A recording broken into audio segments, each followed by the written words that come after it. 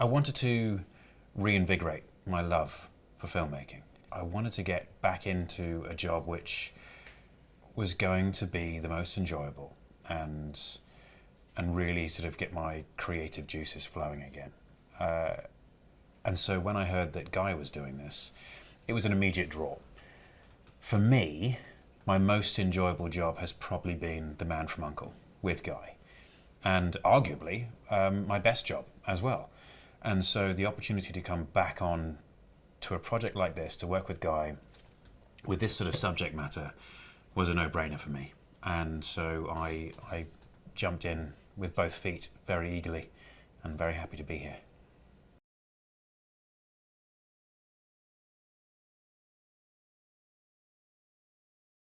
For me, the interest in him came from the kind of person it took to be someone like him during that period. In this day and age, it's a bit more usual, but to be one of the first people to start the team and to start the process of deniable operations took a certain type of person.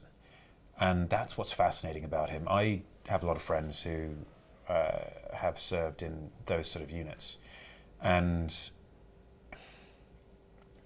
I feel a sense of duty to represent them properly. And while this is less of an historical documentary and more of a character piece, I wanted to put that sense of fun into these characters, as well as the danger. They're extraordinary people, but they were also slightly mad.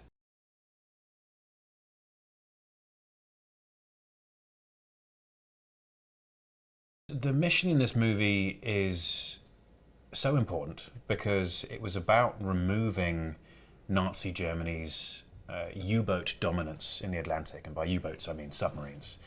And the war would probably have been lost had this mission not been successful. And Gus's line, whether it has still survived or not, I'm not too sure, but him saying we're giving birth to deniable operations is important because of the time. It was something that was unthought of. It's in the title, Ungentlemanly Warfare, but they weren't going to win otherwise. And that's one of the special things about people like Winston Churchill, is that he could see the wood through the trees. And it was about, I mean, I'm sure he had many failings as a man, but one thing he did right was win the war. And if he didn't, by doing things like this and forming teams like this, then we'd be living a very different life now.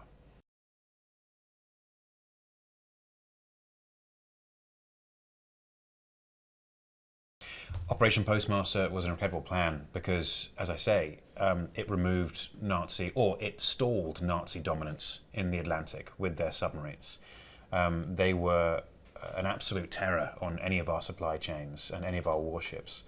And so it really did change the course of the war. I mean, had this not been successful, then Hitler could have won within weeks.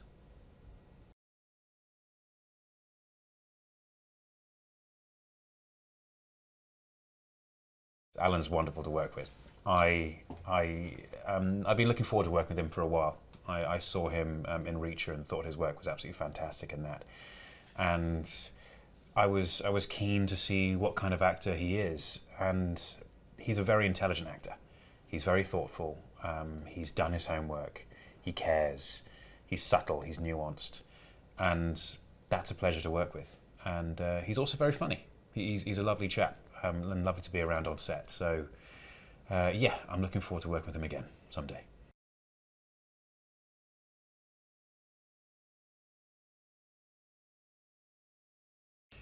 The wonderful thing about Guy Ritchie is that he's excellent at crafting character, but you can't just be excellent at crafting character. There have to be people who can pull that off, and this team of actors is very good at pulling that off.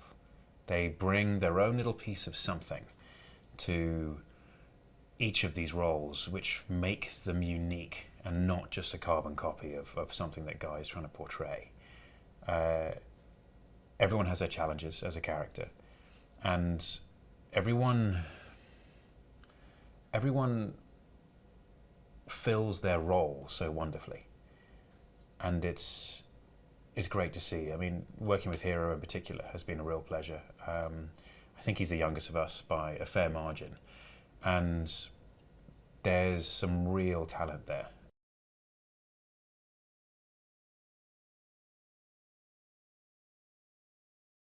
I love being on the water, and so the opportunity to actually be at sea again while shooting was extraordinary.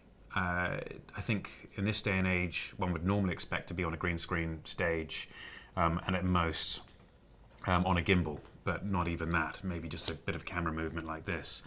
But something about being on the water, something about being off such a beautiful coastline like we have here in Turkey, it really helps sell the world and the feeling, and so you can really get in touch with it. And also it creates a wonderful bond between the cast and the crew and everyone on that particular vessel, because we're not getting to just disappear off to our various corners and our various stations, and we're on the boat all day long, come rain or shine, and it feels like a real camaraderie gets built that way. And this is such a magnificent crew. Everyone is so good at what they do, and they have such a good approach to it. It's the only other movie I've laughed so much on was Man from U.N.C.L.E., and I love being back here. Absolutely love it.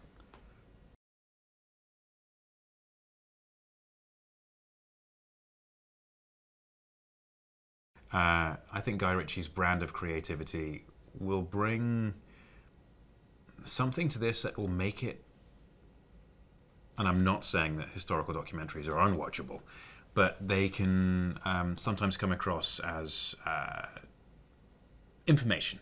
And I think with today's viewers, things need to be interesting, things need to have a sense of fun, and while it is historical, we're talking about an historical event, an actual mission that happened. We're also playing with the characters a bit to access an audience which is going to enjoy these characters. And so Guy's creativity, Guy's character genius is playing a major part in that.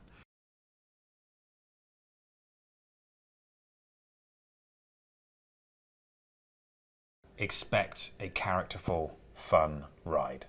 This is, as much as it's about a very, very serious operation and a very serious time in human history, it is actually presented in a way that is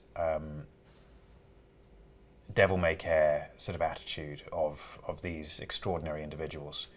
And it's a laugh, which I think a lot of these people may have had, because they were dancing around the edges of madness, and that's what made them special and capable for this kind of mission.